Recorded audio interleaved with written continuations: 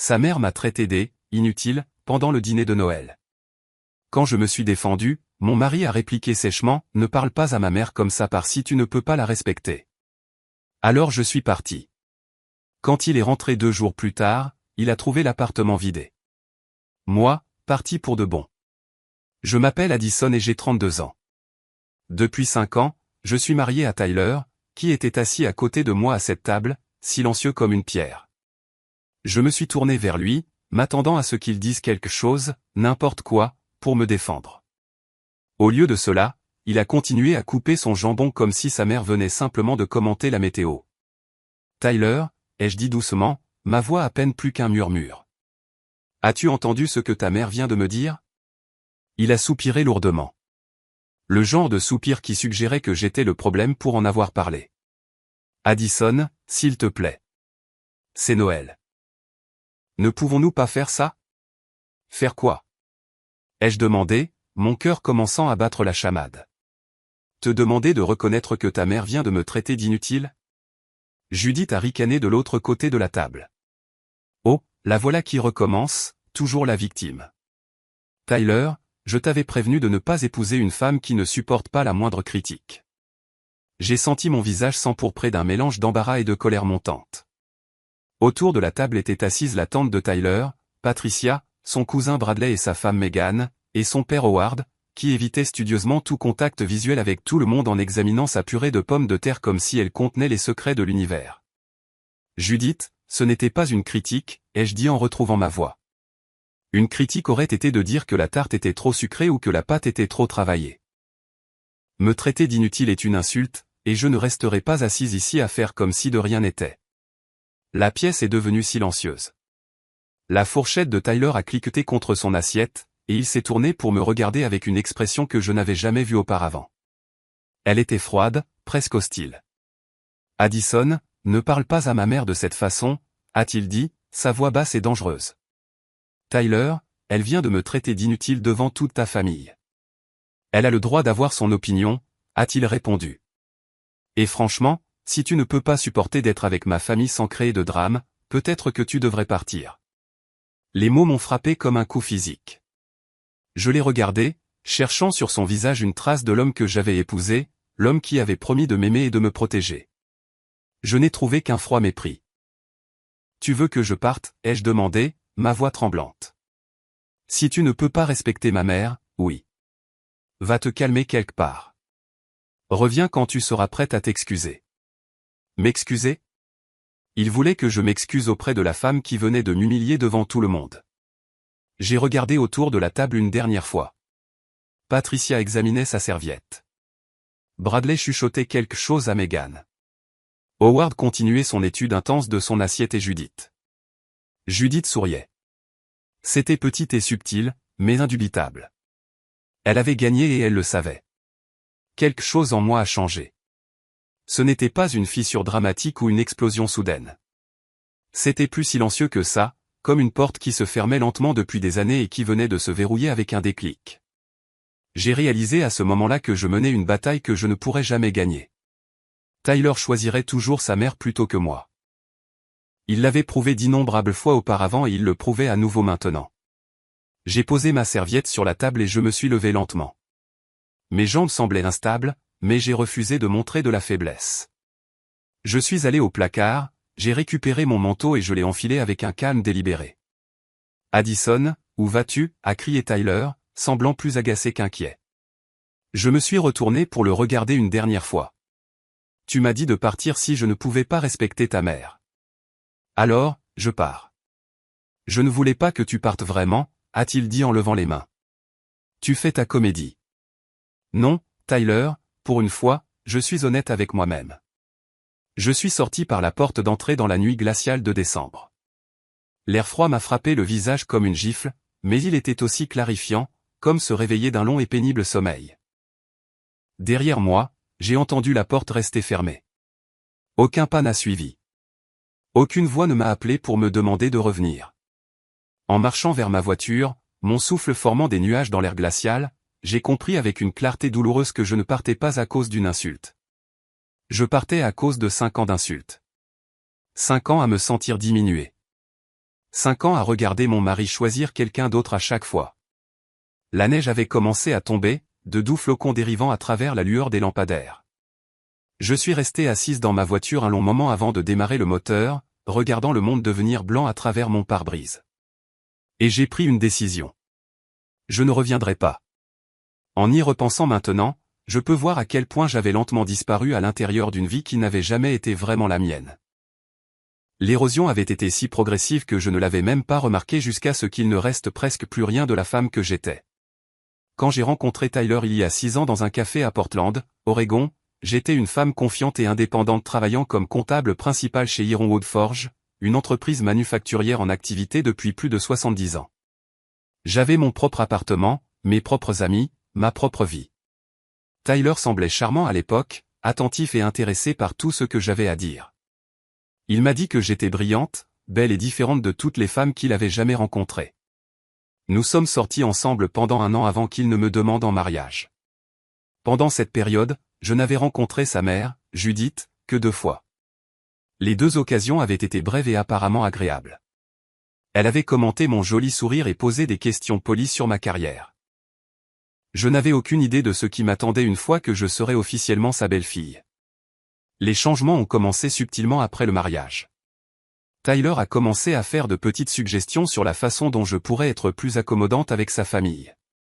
Peut-être que je pourrais appeler sa mère 1 fois par semaine pour prendre de ses nouvelles. Peut-être que je pourrais apprendre à cuisiner certains des plats qu'elle aimait. Peut-être que je pourrais être un peu moins concentré sur ma carrière et un peu plus sur le fait d'être une bonne épouse. J'ai essayé de m'y conformer parce que je l'aimais et que je voulais que notre mariage fonctionne. Mais rien de ce que je faisais n'était jamais assez pour Judith. Les appels téléphoniques n'étaient jamais assez longs. Les plats n'étaient jamais tout à fait corrects. Ma réussite professionnelle était perçue comme une menace plutôt que comme quelque chose à célébrer. Tu sais, Addison, m'avait dit Judith lors de notre premier Thanksgiving en famille, une femme vraiment dévouée place les besoins de son mari au-dessus de ses propres ambitions. Tyler mérite quelqu'un qui sera là pour lui, pas quelqu'un qui grimpe une quelconque échelle de l'entreprise. J'avais regardé Tyler, m'attendant à ce qu'il dise quelque chose. Il avait simplement haussé les épaules et dit, « Elle n'a pas tort, Addison. Tu as beaucoup travaillé tard ces derniers temps. » C'était la première fois que je sentais le sol se dérober sous mes pieds. Mais je me suis convaincu que c'était un incident isolé. Tyler était juste fatigué du stress des fêtes. Sa mère était d'une autre génération avec des valeurs différentes. Nous trouverions notre équilibre. Nous ne l'avons jamais trouvé. Au fil des ans, les critiques de Judith sont devenues plus fréquentes et plus acerbes. Elle désapprouvait la façon dont je tenais notre appartement. Elle désapprouvait les amis que je fréquentais. Elle désapprouvait le fait que nous ne lui avions pas encore donné de petits-enfants, une décision que Tyler et moi avions prise ensemble, mais qu'elle me reprochait entièrement. Cette femme empêche délibérément mon fils d'avoir une famille, l'ai-je entendu dire à la tante de Tyler, Patricia, lors d'une réunion de famille 2 ans après notre mariage. Elle est trop égoïste pour être mère. Quand j'ai confronté Tyler à ce sujet plus tard, il m'a accusé d'écouter aux portes et de créer des problèmes. Ma mère est juste traditionnelle, a-t-il dit avec dédain. Elle ne le pense pas vraiment. Tu es trop sensible. Trop sensible. J'ai entendu ces mots tellement de fois au fil des ans que j'ai commencé à les croire. Peut-être que je surréagissais. Peut-être que je faisais des montagnes d'une taupinière. Peut-être que si j'essayais juste plus fort, si je souriais plus, si je me plaignais moins, tout irait bien. Alors, j'ai essayé plus fort. Je me suis investi pour être la belle-fille parfaite.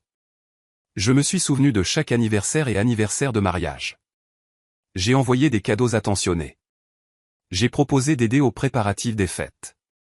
J'ai mordu ma langue quand Judith faisait des remarques désobligeantes sur ma cuisine, mon ménage, mon apparence, ma valeur en tant qu'être humain. Rien de tout cela n'a compté. Au contraire, mes efforts semblaient alimenter son mépris. Plus j'essayais de lui plaire, plus elle semblait prendre plaisir à me rabaisser. Pendant ce temps, ma relation avec Tyler s'est détériorée d'une manière que je n'ai pleinement reconnue que lorsque ce dîner de Noël m'a forcé à voir la vérité. Nous n'avions presque plus de conversation. Nous étions 2 personnes vivant des vies parallèles dans le même appartement, se croisant comme des étrangers dans un couloir. Lorsque nous interagissions, c'était souvent parce que Tyler relayait une plainte de sa mère ou me demandait de me plier à une autre exigence familiale. Mes amis ont remarqué le changement en moi. Ma meilleure amie, Brooke, que je connaissais depuis l'université, a essayé de m'en parler plusieurs fois. Addison, tu n'es plus toi-même, a-t-elle dit lors d'un déjeuner quelques mois avant Noël. Tu étais si pleine de vie. Maintenant, tu sembles juste épuisée et vaincue. Tout va bien avec Tyler? Je lui ai donné la réponse que je m'étais entraîné à donner. Tout va bien. Le mariage est juste plus difficile que je ne le pensais. Nous traversons certaines choses. Mais rien n'allait bien.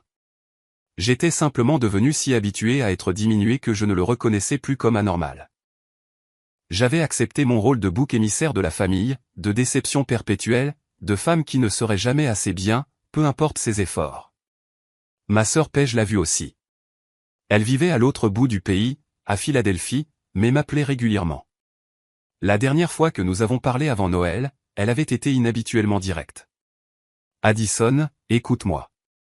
Tu mérites mieux que ça. La façon dont Tyler laisse sa mère te traiter n'est pas acceptable. Tu dois décider quel genre de vie tu veux vivre. J'avais balayé ses inquiétudes, lui disant qu'elle ne comprenait pas toute la situation. Mais ces mots sont restés dans mon esprit, refaisant surface à des moments inattendus. Debout dans cette nuit glaciale de décembre, regardant la neige tomber sur le pare-brise de ma voiture, j'ai enfin compris ce que Paige avait essayé de me dire. J'avais passé 5 ans à essayer de gagner l'acceptation de gens qui n'allaient jamais me la donner. J'avais sacrifié mon respect de moi-même, ma confiance et mon sentiment d'identité sur l'autel d'un mariage qui n'existait que sur le papier. Tyler ne m'aimait pas. Il aimait l'idée d'une femme qui se soumettrait à l'autorité de sa mère et ne ferait jamais de vagues. Quand j'ai échoué à être cette femme, il a choisi sa mère à chaque fois. Assise dans ma voiture dans le froid glacial, j'ai compris avec une clarté douloureuse que je ne partais pas à cause d'une insulte lors d'un dîner de Noël. Je partais à cause de chaque commentaire dédaigneux que Tyler avait fait. Chaque fois qu'il m'avait dit que j'étais trop sensible. Chaque fête gâchée par la cruauté de Judith. Chaque nuit où j'avais pleuré jusqu'à m'endormir pendant qu'il dormait profondément à côté de moi, indifférent à ma douleur. Je partais parce que j'avais enfin réalisé que la vie que je menais n'était pas une vie du tout. C'était un lent étouffement. Et si je ne sortais pas maintenant, il ne resterait plus rien de moi à sauver. J'ai démarré la voiture et je me suis éloigné du trottoir, laissant la maison de Judith derrière moi. À travers le rétroviseur, j'ai vu les lumières chaudes des fenêtres devenir de plus en plus petites jusqu'à ce qu'elles disparaissent complètement. Je ne savais pas exactement ce que j'allais faire ensuite. Je n'avais pas de plan détaillé ni de destination claire. Tout ce que je savais, c'est que je ne pouvais pas retourner à l'appartement que Tyler et moi partagions et prétendre que tout était normal. Je ne pouvais pas dormir à côté d'un homme qui venait de choisir sa mère plutôt que moi devant toute sa famille. J'ai conduit à travers les rues enneigées de Portland, les essuie-glaces battant le rythme de mes pensées effrénées. Finalement, je me suis retrouvé sur le parking d'un hôtel près du front de mer. C'était un endroit modeste, rien d'extraordinaire, mais c'était propre, calme et loin de la vie que je quittais. J'ai pris une chambre et je me suis rendu dans une petite pièce au 3e étage. Le lit était soigneusement fait avec une couette à fleurs, et le chauffage bourdonnait doucement dans le coin. Je me suis assise sur le bord du lit et je me suis enfin laissé pleurer. Les larmes sont venues, fortes et rapides, 5 ans de douleur refoulée se déversant d'un seul coup. J'ai pleuré pour la femme que j'étais et la femme que j'étais devenue. J'ai pleuré pour le mariage que j'avais voulu et le mariage que j'avais eu. J'ai pleuré pour toutes les fois où j'étais restée silencieuse alors que j'aurais dû parler et toutes les fois où j'avais accepté un traitement que personne ne devrait jamais accepter. Mais au milieu de toutes ces larmes, autre chose a commencé à émerger. C'était petit au début, juste une lueur dans l'obscurité. Mais au fur et à mesure que la nuit avançait et que mes larmes se tarissaient, cette lueur est devenue plus forte. C'était de la colère, pas du genre explosif et destructeur. Quelque chose de plus calme et de plus puissant. Une colère profonde et juste d'avoir été si maltraité pendant si longtemps. D'avoir été rendu sans valeur par des gens qui auraient dû me chérir, d'avoir gaspillé 5 ans de ma vie à essayer de gagner l'amour d'un homme qui ne savait pas comment le donner. Cette colère est devenue un carburant.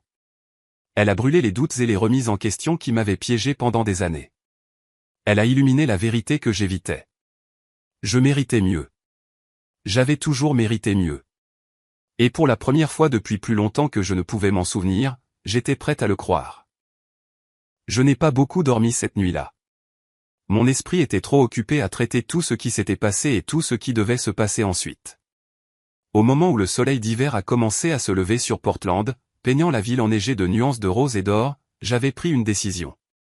Je n'allais pas retourner avec Tyler. Pas ce soir, pas demain, jamais. Le mariage était terminé. Il était terminé depuis des années. J'étais simplement la dernière à l'admettre. J'ai pris mon téléphone et j'ai vu 3 messages textes de Tyler envoyés à des heures d'intervalle. Le premier, de 23h45, disait « Tu rentres ce soir ou tu fais ta comédie ». Le deuxième, de 1h30 du matin. Sérieusement, Addison, c'est ridicule. Rentre à la maison. Le troisième, de 6h du matin. Très bien. Rentre à la maison quand tu te seras calmé. On pourra en parler. Rentre à la maison quand tu te seras calmé. Comme si j'étais le problème. Comme si ma réaction au fait d'être traité d'inutile puis abandonné par mon propre mari était le problème à régler. J'ai regardé ces messages pendant un long moment, sentant les derniers vestiges d'espoir s'évanouir. Il n'y avait aucune excuse, aucune reconnaissance de ce que sa mère avait dit ou de la façon dont il avait réagi, juste plus de la même attitude dédaigneuse qui avait caractérisé tout notre mariage. J'ai rangé mon téléphone sans répondre. Il y aurait du temps pour des conversations plus tard, des conversations difficiles. Mais d'abord, je devais déterminer à quoi ressemblerait ma nouvelle vie. Et pour la première fois en 5 ans, cette pensée ne m'a pas rempli de peur. Elle m'a rempli de possibilités. La chambre d'hôtel est devenue mon sanctuaire pendant les 48 heures suivantes. J'ai appelé pour dire que j'étais malade au travail, ce que je faisais rarement, et j'ai passé le temps à essayer de trier les décombres de mon mariage et de mon identité. Tyler a continué à envoyer des messages, chacun devenant progressivement plus agacé par mon absence continue. Ça devient ridicule. Ma mère est contrariée que tu aies gâché Noël. Addison, tu dois rentrer à la maison et t'excuser. Tu me fais mal paraître. Je n'ai pas le temps pour ça. Je travaille demain. Quel que soit le point que tu essaies de faire valoir, considère qu'il est fait. J'ai lu chaque message avec un étrange sentiment de détachement. C'était comme si je lisais l'histoire du mariage de quelqu'un d'autre, de la relation dysfonctionnelle de quelqu'un d'autre. La distance émotionnelle était protectrice, et je l'ai accueillie. Le deuxième jour, mon téléphone a sonné. C'était Tyler. J'ai laissé sonner jusqu'à la messagerie vocale, puis j'ai écouté le message qu'il a laissé. Addison, c'est plus que puéril. J'attends que tu sois à la maison ce soir. Nous devons discuter de ton comportement chez ma mère. J'ai été très patient, mais ma patience a des limites. Rappelle-moi. Sa patience avait des limites. J'ai presque ri de l'absurdité de la chose. 5 ans à endurer la cruauté de sa mère, 5 ans à m'entendre dire que j'étais trop sensible et dramatique, et il avait l'audace de parler de sa patience. Mais il n'y avait rien de drôle à tout ça. Le message a juste confirmé ce que je savais déjà. Tyler n'appelait pas parce qu'il s'inquiétait pour moi.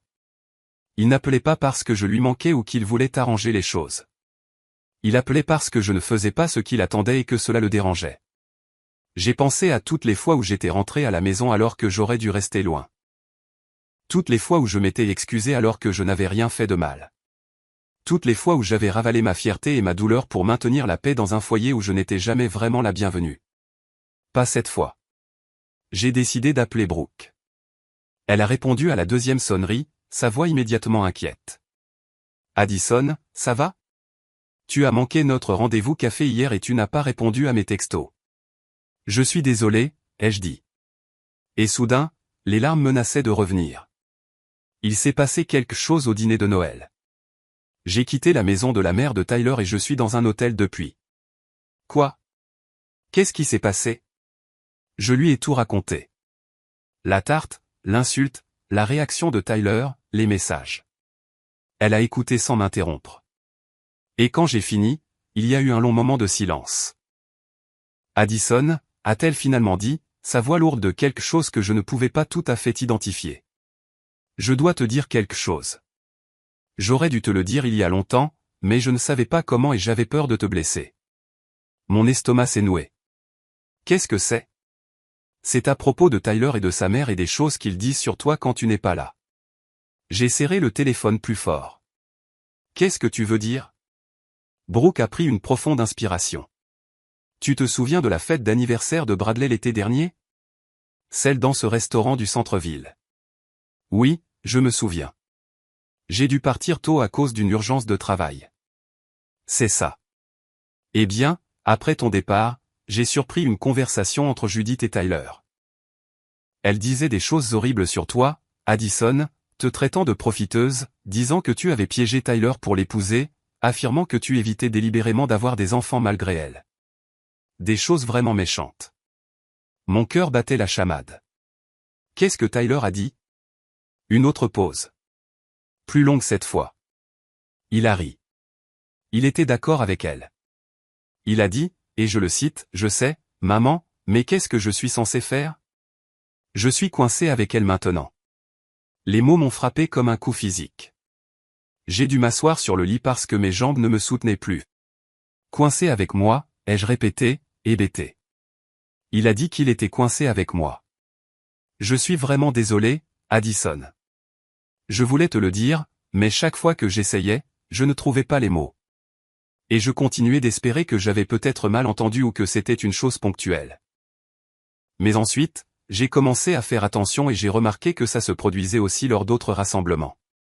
Chaque fois que tu n'étais pas dans la pièce, il parlait de toi et Tyler ne t'a jamais défendu, pas une seule fois. La pièce semblait tourner autour de moi. Toutes ces années à essayer d'être assez bien, à me plier en quatre pour plaire à des gens qui me méprisaient dans mon dos. Toutes les fois où Tyler m'avait dit que j'imaginais des choses. Que sa mère m'aimait vraiment. Que je devais juste essayer plus fort. Tout cela avait été un mensonge. Depuis combien de temps ça dure? Ai-je demandé, ma voix à peine plus qu'un murmure. Pour autant que je sache, depuis le début. Depuis avant même que vous ne soyez mariés, Judith n'a jamais voulu que Tyler t'épouse. Elle avait quelqu'un d'autre en tête pour lui, la fille d'un ami de la famille. Quand il t'a choisi à la place, elle s'est donnée pour mission de te rendre la vie misérable, et Tyler a simplement suivi le mouvement. J'ai pensé à toutes les fois où Judith avait été froide avec moi, à tous les compliments déguisés et les insultes directes. J'avais toujours supposé qu'elle était simplement difficile, que ce n'était rien de personnel. Maintenant, je comprenais que cela avait toujours été personnel. Elle m'avait détesté depuis le début et mon mari le savait et n'avait rien fait pour l'arrêter. Pourquoi ne me l'as-tu pas dit plus tôt? Ai-je demandé, non pas pour l'accuser, mais simplement pour comprendre. Parce que j'avais peur, a admis Brooke. J'avais peur que tu ne me crois pas ou que tu sois en colère contre moi pour ne pas avoir parlé plus tôt. Et honnêtement, Addison, je n'étais pas sûr que tu sois prête à l'entendre. Tu semblais si déterminée à faire fonctionner le mariage. Je ne voulais pas être celle qui détruirait ça. Tu n'aurais rien détruit, ai-je dit lentement. Tu m'aurais juste montré ce qui était déjà là, ce que je refusais de voir. Nous avons parlé pendant une autre heure. Brooke m'a raconté tout ce dont elle avait été témoin au fil des ans, peignant un tableau de cruauté systématique qui m'a rendu physiquement malade. Les choses que Judith avait dites sur moi. La façon dont Tyler avait participé à la moquerie. Les blagues qu'il faisait à mes dépens quand il pensait que personne qui se souciait de moi n'écoutait. Au moment où nous avons raccroché, je n'étais plus triste. J'étais furieuse. Une fureur froide et claire qui a balayé tout doute persistant sur ce que je devais faire. Tyler ne m'avait jamais défendu, pas seulement au dîner de Noël, mais jamais. Il avait passé tout notre mariage à prétendre être neutre tout en s'alignant secrètement avec sa mère contre moi. Chaque fois qu'il me disait que j'étais trop sensible, chaque fois qu'il m'accusait de créer des drames, il savait exactement ce que sa mère pensait de moi. Il le savait. Et il m'avait laissé continuer à m'humilier en essayant de gagner son approbation. La trahison était stupéfiante. J'avais confié à cet homme mon cœur, mon avenir, ma vie entière, et il s'était moqué de moi dans mon dos tout ce temps. J'ai pris une décision alors, assise seule dans cette chambre d'hôtel avec le soleil d'hiver qui filtrait par les fenêtres. Je n'allais pas donner à Tyler la satisfaction d'une confrontation dramatique. Je n'allais pas crier, ni pleurer, ni supplier pour des explications. J'allais simplement me retirer de sa vie complètement et définitivement. Il voulait que je rentre à la maison quand je me serais calmé. Très bien.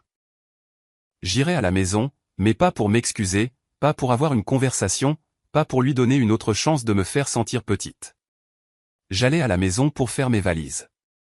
L'appartement était vide quand je suis arrivé en fin d'après-midi.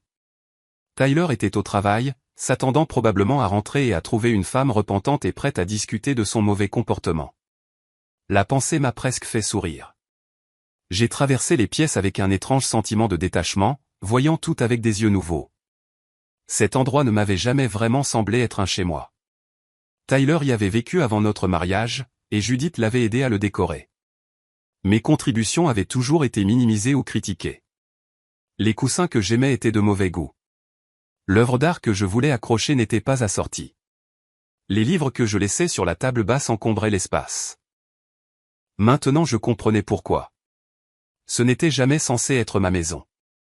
C'était censé être une cellule de détention temporaire jusqu'à ce que Tyler trouve un moyen de se débarrasser de moi sans passer pour le méchant. J'ai commencé par la chambre, sortant les valises que j'avais apportées dans le mariage et les remplissant de mes vêtements. J'ai travaillé rapidement mais minutieusement, vérifiant les tiroirs et les placards pour tout ce que j'aurais pu oublier. Puis je suis passé à la salle de bain, rassemblant mes articles de toilette et les quelques articles qui étaient distinctement les miens. Le salon a pris plus de temps. Mes livres, mes photographies, les quelques objets décoratifs que Judith n'avait pas réussi à bannir. Je les ai emballés soigneusement, ressentant un sentiment de libération à chaque objet que j'enlevais. Je démantelais une vie qui n'avait jamais été la mienne au départ. La cuisine était principalement le domaine de Tyler, rempli des ustensiles de cuisine coûteux que sa mère nous avait offerts comme cadeau de mariage. Je n'ai pris que les choses que j'avais apportées dans le mariage ou que j'avais achetées moi-même. Un ensemble de bols à mélanger de ma grand-mère, une poêle en fonte qui avait appartenu à mon père, quelques livres de cuisine au dos usé et aux notes manuscrites dans les marges. Au moment où j'ai terminé, l'appartement semblait nettement plus vide. Pas dépouillé exactement, mais diminué, comme si quelqu'un en avait retiré l'âme, ne laissant que les os derrière. J'ai appelé une entreprise de déménagement qui offrait des services d'urgence et j'ai expliqué ma situation. Ils étaient chers, mais disponibles, et en 3 heures, ils sont arrivés pour transporter mes affaires dans un garde-meuble que j'avais loué ce matin-là. Je les ai regardés porter boîte après boîte jusqu'à leur camion, me sentant plus légère à chaque voyage qu'ils faisaient. La dernière chose que j'ai faite avant de partir a été d'enlever mon alliance. Je l'ai tenue dans ma paume un long moment, regardant le diamant qui avait autrefois représenté tant d'espoir et de possibilités. Puis je l'ai posée sur le comptoir de la cuisine où Tyler ne manquerait pas de la trouver.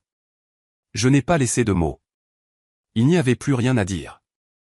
Je suis sorti de cet appartement pour la dernière fois alors que le soleil se couchait sur Portland. Le ciel était peint de nuances d'orange et de violet et l'air était froid et vif.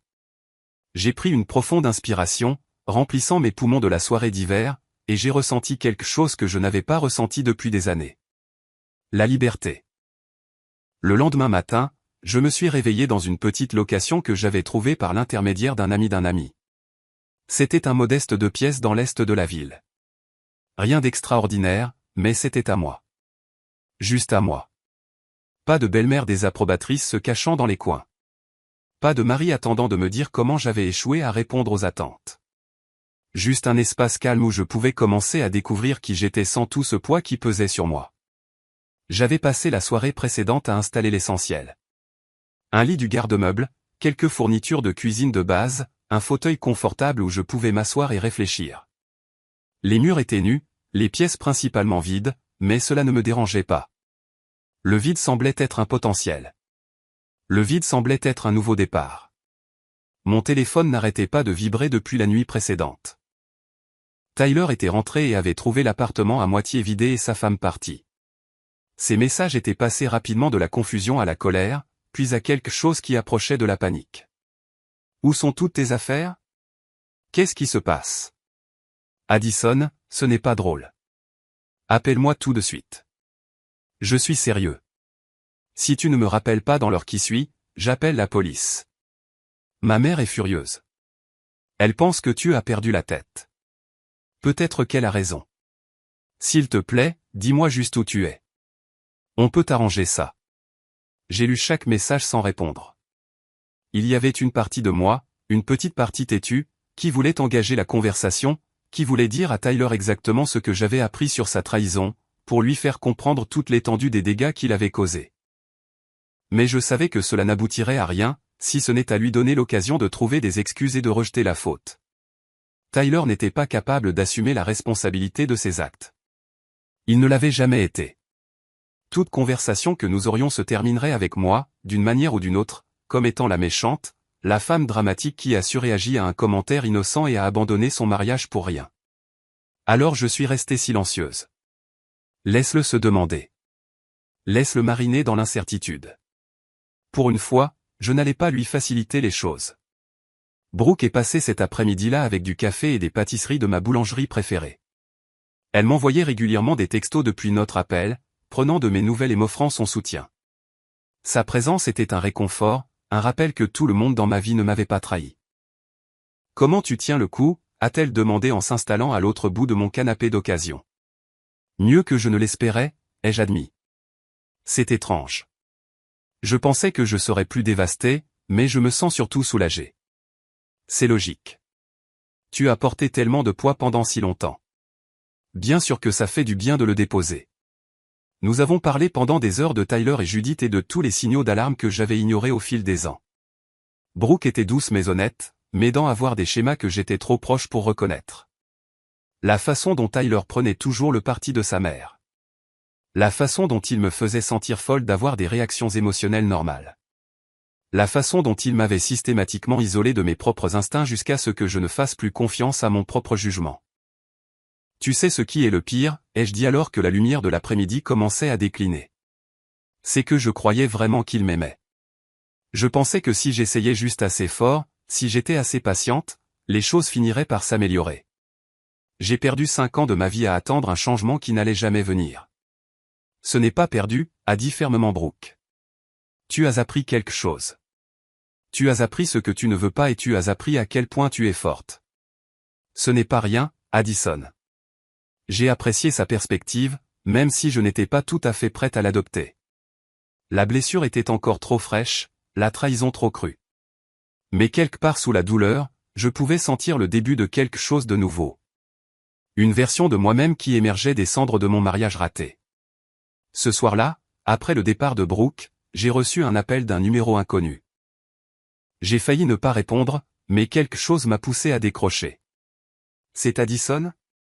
Une voix de femme, inconnue. Oui, c'est elle. Qui est-ce ? Je m'appelle Catherine. Je suis une vieille amie de la famille de Tyler. Nous nous sommes brièvement rencontrés lors d'une réunion il y a quelques années, mais je doute que vous vous en souveniez. Je ne me souvenais pas d'elle, mais ce n'était pas surprenant. La famille de Tyler avait tellement d'amis et de connaissances que j'avais cessé d'essayer de les retenir tous. J'ai entendu ce qui s'est passé, a poursuivi Catherine. Et je voulais vous contacter parce qu'il y a quelque chose que vous devriez savoir. Quelque chose à propos de Judith et de la façon dont elle vous a traité. Ma prise sur le téléphone s'est resserrée. Je vous écoute. Tyler n'était pas la première tentative de Judith de contrôler le mariage de son fils, a dit Catherine. Avant vous, il y avait une autre femme. Elle s'appelait Stéphanie. C'était la petite amie de Tyler à l'université, et ils étaient très sérieux. Mais Judith n'approuvait pas. Elle a lancé une campagne pour les séparer, et finalement elle a réussi. Stéphanie a fini par faire une dépression nerveuse. Elle a dû quitter l'école et retourner vivre chez ses parents. J'ai eu froid partout. Que lui est-il arrivé? Aux dernières nouvelles, elle s'est rétablie et a continué sa vie. Mais ça a pris des années. Judith est vicieuse, Addison. Elle voit toute femme qui s'approche de Tyler comme une menace à son contrôle sur lui. Et Tyler la laisse faire parce qu'il est trop faible pour lui tenir tête. Pourquoi me dites-vous cela? Catherine a fait une pause. Parce que Judith est déjà en train de façonner le récit. Elle raconte à tout le monde que vous avez abandonné Tyler, que vous êtes instable mentalement, qu'il est mieux sans vous. Je voulais que vous sachiez que tout le monde ne la croit pas. Et je voulais que vous sachiez que ce qui vous est arrivé n'était pas de votre faute. Vous étiez programmé pour échouer dès le début. Après avoir raccroché, je suis resté assise dans l'obscurité grandissante de mon nouvel appartement, digérant tout ce que Catherine m'avait dit. Donc, je n'étais pas la première femme que Judith avait chassée. Il y en avait eu d'autres avant moi. Et si Tyler se remariait, il y en aurait probablement d'autres après. Judith n'était pas seulement une belle-mère difficile. C'était une prédatrice calculatrice qui détruisait systématiquement toute relation qui menaçait son emprise sur son fils. Et Tyler le savait, il avait vu sa mère faire ça avant, avait vu la dévastation qu'elle causait, et il l'avait laissé recommencer. Avec moi. La colère que j'avais contenue est revenue en force, plus forte que jamais. Mais cette fois, c'était différent. Ce n'était pas désespéré ou chaotique. C'était concentré et déterminé. Je n'allais pas laisser Judith contrôler le récit de mon mariage. Je n'allais pas me retirer discrètement pendant qu'elle racontait à tout le monde que j'étais la folle. J'ai sorti mon ordinateur portable et j'ai commencé à rédiger un email. Il était adressé à plusieurs personnes, dont la tante de Tyler, Patricia, son cousin Bradley, et quelques amis de la famille dont j'avais réussi à sauvegarder les coordonnées au fil des ans. L'email n'était pas vindicatif ou amer. Il était factuel, presque clinique. J'ai expliqué que j'avais quitté Tyler en raison d'années de violence psychologique, facilitée par sa mère et permise par son silence. J'ai mentionné l'incident du dîner de Noël, le schéma de cruauté que j'avais enduré, et ma décision de me retirer d'une situation toxique. Je ne l'ai pas envoyé immédiatement. Je l'ai sauvegardé en tant que brouillon et je l'ai laissé reposer toute la nuit. Si je voulais toujours l'envoyer le matin, je le ferais. Mais je n'allais pas prendre de décision sous le coup de la colère. J'avais passé trop de temps de mon mariage à être réactive. Il était temps d'être délibéré. Cette nuit-là, j'ai dormi mieux que depuis des années. Le lit était inconnu et l'appartement était nu, mais je me sentais plus en sécurité que dans ma propre maison. Pour la première fois depuis longtemps, je me suis endormi en sachant exactement qui j'étais et ce que je voulais. Demain, le vrai travail de reconstruction commencerait. Mais pour l'instant, je me suis permis de me reposer dans la certitude tranquille que j'avais enfin cessé d'attendre d'être choisi. Je m'étais choisi moi-même. Tyler est rentré dans un appartement vide un mercredi soir, 2 jours après Noël. D'après les messages qu'il a laissés sur mon téléphone, il s'attendait à me trouver là, contrite et prête à s'excuser. Au lieu de cela, il a trouvé des murs nus où mes photos avaient été accrochées, des étagères vides où mes livres avaient reposé, et une alliance posée seule sur le comptoir de la cuisine.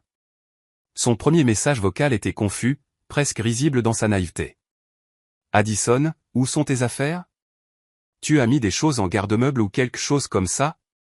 Appelle-moi. » Le deuxième était en colère. « Bon sang, qu'est-ce qui se passe ? La moitié de l'appartement est vide. Ce n'est pas drôle. Appelle-moi tout de suite. » Le troisième, qui est arrivé vers minuit, était tout autre chose. Sa voix s'est brisée en parlant, et pour la première fois depuis que je le connaissais, Tyler semblait véritablement effrayé. « S'il te plaît, Addison, je ne comprends pas ce qui se passe. Dis-moi juste où tu es. On peut arranger ça. Quoi que j'ai fait, je suis désolé. S'il te plaît. » J'ai écouté ce message 3 fois, cherchant quelque chose de sincère dans ces mots, mais tout ce que j'entendais, c'était de la panique, pas du remords. Tyler n'était pas désolé de la façon dont il m'avait traité. Il était désolé que sa vie confortable ait été perturbée. Il était désolé de devoir expliquer à sa mère pourquoi sa femme était partie. Il était désolé pour lui-même. Je ne l'ai pas rappelé. Le lendemain matin, j'ai envoyé l'email que j'avais rédigé. Je l'ai relu une dernière fois pour m'assurer qu'il était mesuré et factuel. Puis j'ai cliqué sur envoyer. En quelques heures, j'ai commencé à recevoir des réponses. Patricia a répondu en exprimant son choc et sa sympathie. Bradley a appelé Brooke, qui m'a dit qu'il semblait véritablement perturbé par ce que j'avais partagé. Plusieurs amis de la famille ont répondu avec soutien, disant qu'ils avaient toujours senti que quelque chose n'allait pas, mais n'avaient pas connu les détails. Tout le monde ne m'a pas cru, bien sûr. Certaines personnes étaient fermement dans le camp de Judith et le seraient toujours, mais assez de gens ont écouté. Assez de gens ont reconsidéré leurs suppositions pour que le récit que Judith essayait de construire commence à s'effondrer. Tyler m'a appelé 17 fois ce jour-là. Il a laissé des messages allant de la supplication à la menace, puis de nouveau à la supplication. Il a exigé de savoir comment je pouvais l'humilier devant sa famille. Il m'a accusé de mentir et d'exagérer. Il a juré qu'il m'avait toujours défendu, que sa mère n'avait jamais rien dit de vraiment blessant, que je faisais une montagne d'une taupinière. J'ai répondu exactement une fois avec un seul message texte. Les papiers du divorce arriveront bientôt. S'il te plaît, ne me contacte plus. Puis j'ai bloqué son numéro. Les jours qui ont suivi ont été étranges et surréalistes. J'ai suivi les mouvements de ma vie normale, allant au travail, faisant les courses, installant mon nouvel appartement, mais tout semblait différent, plus léger, comme si j'avais porté un poids dont je ne connaissais même pas l'existence jusqu'à ce que je le dépose enfin. Paige est venue de Philadelphie pour passer un week-end avec moi. Nous avons parlé pendant des heures de tout ce qui s'était passé, et elle m'a aidé à voir la situation avec la clarté que seule la distance peut apporter. Tu as fait ce qu'il fallait, m'a-t-elle dit alors que nous étions assis ensemble dans mon petit salon, buvant du vin et regardant la pluie tomber dehors. Je sais que ça n'en a pas l'air pour l'instant. Mais tu l'as fait. Tu t'es libéré de gens qui n'allaient jamais te valoriser. J'aurais juste aimé le faire plus tôt, ai-je admis. J'ai perdu tellement de temps à essayer de faire en sorte que ça marche. Tu n'as pas perdu de temps, a dit doucement Paige. Tu as appris et maintenant tu sais. Maintenant, tu ne te contenteras plus jamais de ce genre de traitement. Elle avait raison. Bien sûr, l'expérience avec Tyler et Judith m'avait appris quelque chose d'inestimable sur ma propre valeur. J'avais passé 5 ans à accepter des miettes parce que j'avais peur d'être seul.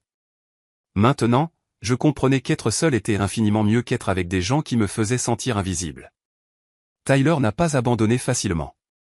Quand j'ai bloqué son numéro, il a commencé à envoyer des emails. Quand j'ai bloqué son email, il s'est présenté à mon bureau. La sécurité a dû l'escorter dehors après qu'il ait fait une scène dans le hall, exigeant de me voir et m'accusant de détruire sa vie.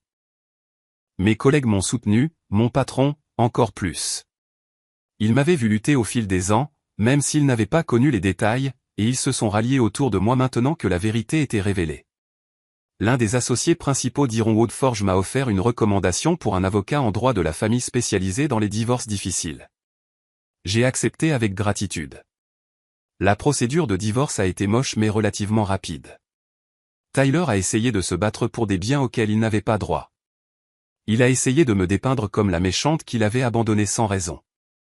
Mais les preuves étaient de mon côté. Brooke a accepté de témoigner sur ce qu'elle avait vu lors des réunions de famille. Catherine a fourni une déclaration écrite sur l'historique de Judith à chasser les partenaires romantiques de Tyler. Même certains membres de la propre famille de Tyler, dégoûtés par ce qu'ils avaient appris, ont proposé de parler en ma faveur si nécessaire. Finalement, l'avocat de Tyler lui a conseillé de régler à l'amiable. L'alternative était un procès public qui exposerait encore plus son comportement et celui de sa mère. Tyler a accepté un partage équitable des biens, et le mariage a été officiellement dissous 4 mois après ce dîner de Noël. Judith, comme on pouvait s'y attendre, m'a blâmé pour tout. Elle a raconté à qui voulait l'entendre que j'avais manipulé son fils, volé son argent et l'avais abandonné dans un moment difficile. Mais son public se réduisait. Trop de gens connaissaient la vérité maintenant, et sa version des faits commençait à paraître désespérée plutôt que convaincante.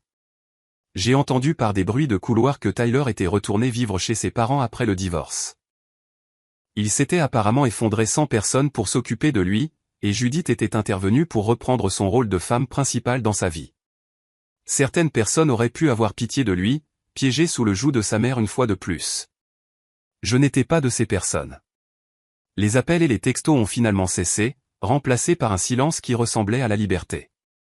Tyler s'est estompé de mes pensées quotidiennes, puis de mes pensées hebdomadaires, puis de mes pensées presque entièrement. Il est devenu une histoire édifiante que je me racontais quand j'étais tenté de me contenter de moins que ce que je méritais. Un rappel de la femme que j'étais et que je ne voulais plus jamais être. Je me suis lancé dans la reconstruction de ma vie. J'ai redécoré mon appartement avec des choses que j'aimais vraiment. Des couleurs vives, des meubles confortables et de l'art qui me faisait sourire. J'ai renoué avec de vieux amis que j'avais négligés pendant mon mariage. J'ai recommencé à courir, quelque chose que j'avais abandonné quand Tyler se plaignait que cela prenait trop de temps sur notre relation. J'ai même adopté un chat, un matou et pelucheux que j'ai nommé Marmalade, qui avait été abandonné dans un refuge et avait besoin de quelqu'un pour lui donner une seconde chance. Le travail a continué à bien se passer. Ma performance s'est considérablement améliorée une fois que je ne portais plus le poids émotionnel de mon mariage. J'ai reçu une promotion 6 mois après le divorce, passant à un poste de direction avec plus de responsabilités et une meilleure rémunération. Mon patron a crédité ma nouvelle confiance et ma concentration. Je l'ai crédité au fait d'être enfin libre d'investir en moi-même.